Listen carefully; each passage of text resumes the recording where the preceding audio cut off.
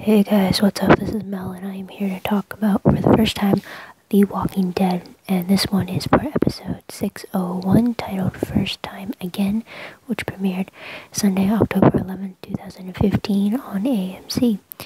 And I gotta say, it was a very action-packed episode in the present, and it filled in a lot of gaps in the past, so I definitely liked it. It definitely geared up the season to be a very surprising one for sure. So before we get started, I just want a reminder that if you haven't watched the episode already, I advise that you do it now. I'd hate for you to watch this and get spoiled for the episode, and then when you watch it, you just won't feel the full effect of it. So if you haven't watched it already, I hope you do so first and then come back and watch my video. So with that said, let's start the 10-minute clock and let's get started. So what did we learn that was brand new in this episode? And I have to say that we learned that there is a quarry full of walkers near Alexandria, and that is basically the main reason why the city itself hasn't been overwhelmed by walkers, is because they all found themselves in that quarry, and there's like a lot of them. It's like truly crazy how much got stuck in there. Second is that leader Deanna is more open to taking Rick's advice, especially when it comes to walker-related issues. This I'm glad to see, but it seems like, I don't know, I got the impression that she's still grieving for her husband, obviously, but it seems more like if Rick has an idea on how to fix something, she'll just say, yeah, I'll do whatever you think is right. She's not open or not as involved in the discussion as she should be, but it's understandable with her grieving and such.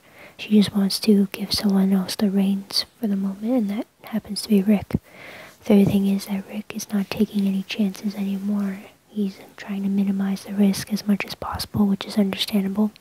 He's found a new place to go home, and he doesn't want anything to happen to it. So next part, what was the most shocking moment of the episode? It definitely has to be the loud horn at the very end of the episode. I mean, even when it just came out of the blue, it surprised me as I was watching. But just go figure, that just when the plan was about to finish for them, something goes wrong, and in this sense, it was the horn, which basically put all their hard work throughout the whole episode down the toilet. So there's that.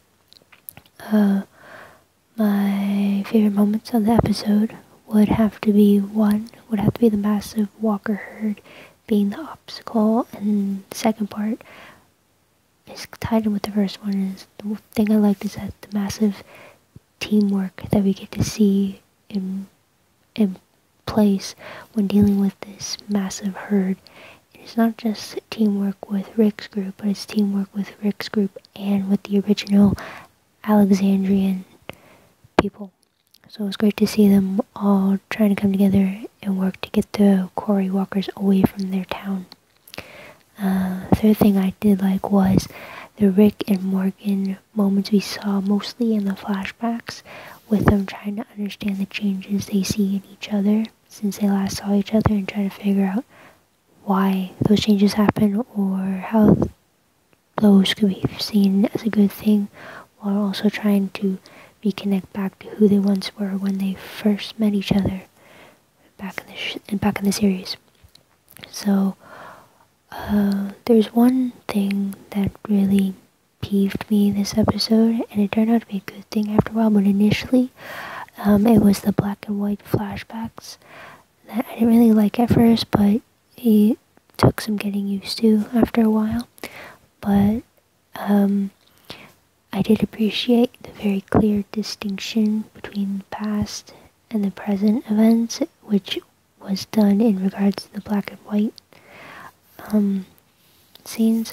So that was very helpful, because I think before, in the past, when they did flashbacks, it was still the same color as the present day, so it was kind of hard to figure out, okay, which scenes are actually in the present day and which scenes were actually in the past, especially if it's focused on just the one character. So it was great to see a very distinct difference, which I appreciated, like I said. And also, it kind of gave me a little deja vu moment with the black and white, because it brought me back to thinking of the very classic zombie films. So that was kind of a nice touch. And another thing with the flashbacks that peeved me was that we get a bit of the present day, and like it's all action packed with the massive herd, and you want to know what's going on or how they got there, and then it would jump into a more calmer flashback that's supposed to help lead up to what happened in the present day. It's just the constant flipping. It's one thing, you want to know what's happening right now in the present day, and then when something good happens, you jump to the past. And it's like, oh, I have to wait now, or vice versa. Something good's happening in the past, and like it jumps to the present. It's like, oh, what happened? What happened? So it's like the constant flipping. Wow, it took some getting used to, and I eventually appreciated the constant flip.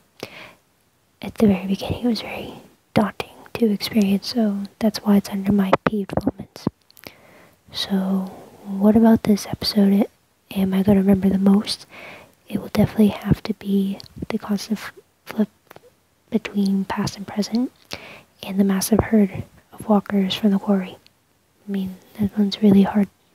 That one would be really hard to miss, or even to forget, but that's probably going to be my reminders for this episode. So, random questions. 1. Who was honking the horn at the end? And why was it honking now? I mean, originally you'd think it'd just be an 18-wheeler driving by, but in The Walking Dead, you don't have that luxury thought of, oh, it's just a car driving by. Okay, so 2.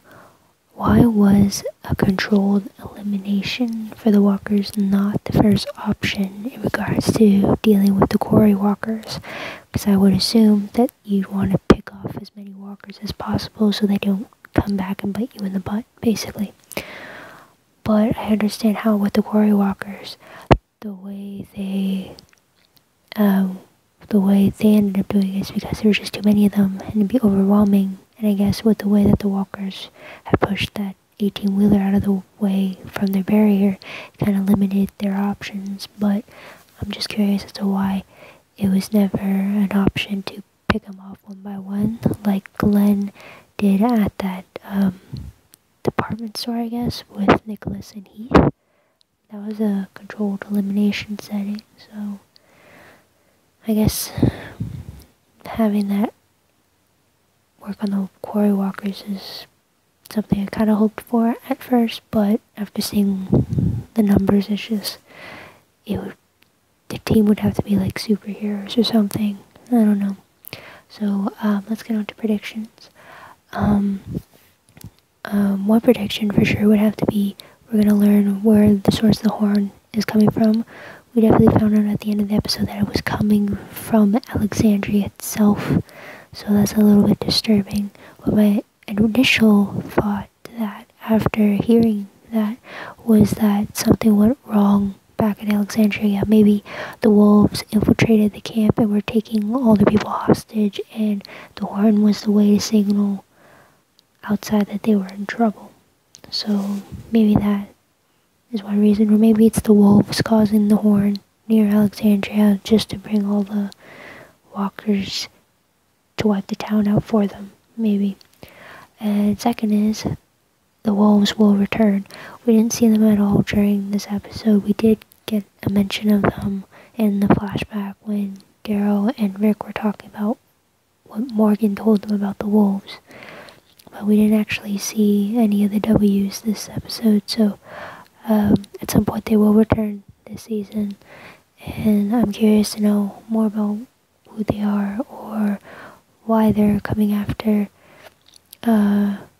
these group of people and what truly motivates them. Like, are they going to be like the Terminus people? Are they going to be like the Woodbury people? Are they even going to be like the Claimers that Daryl ran into last in season 4? So there's that to keep in mind. Also, I don't read the comics, so I have no idea what's staying true to the comics, or what's being what's diverging from the comics and just sticking directly to the show. So for me, as a brand new viewer of the show, it's gonna be an interesting ride to see for sure. And I beat my timer. That's pretty cool. Okay, so sorry for the low volume. New location I'm recording in right now. But before I go, what did you guys think of the season premiere? I thought it was pretty good. Definitely amps me up for the rest of the season. Seems like everyone thought so too, according to the Talking Dead show that aired after it on AMC. So that's pretty cool. But if you want, leave a comment below about your own thoughts, opinions, predictions, observations about the premiere. I'd love to hear about it, see what another fan took from it. And before you leave, don't forget to subscribe to my channel, check out my other videos. Like this if I did a good job. This was my first Walking Dead video, so I'm hoping I did okay. And don't forget to share this with all your other fans of The Walking Dead too. I love to spread the word around. So I'm ready to go. I have another episode for another show to watch tonight, so I better get to that. But until next week, have a great day wherever you are, guys. Talk to you later. This is Mel saying bye.